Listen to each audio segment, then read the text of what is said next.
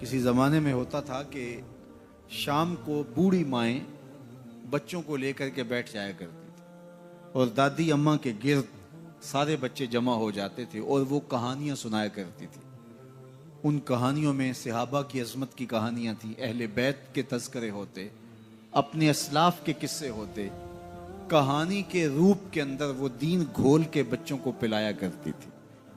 اور بچوں کو اس کا چسکا، اس کا نشہ ایسا تھا کہ وہ روز شام کو دادی اماں کے بستر میں گھس جاتے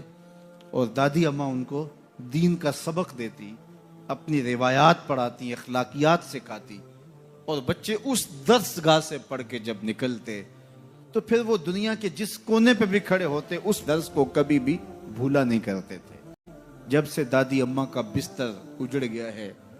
جب سے یہ کلچر دم توڑ گیا ہے اور بچوں کے اوپر اتنی کتابیں لاد دی گئی ہیں کہ انہیں فرصت ہی نہیں ملتی اور جو باقی وقت بچتا ہے وہ ان کا سکرین کے آگے گزرنے لگا ہے، تو پھر دادی اماں کا بستر ویران ہوا اور بچوں نے وہاں سے جو سیکھنا ہے اس درس گاہ میں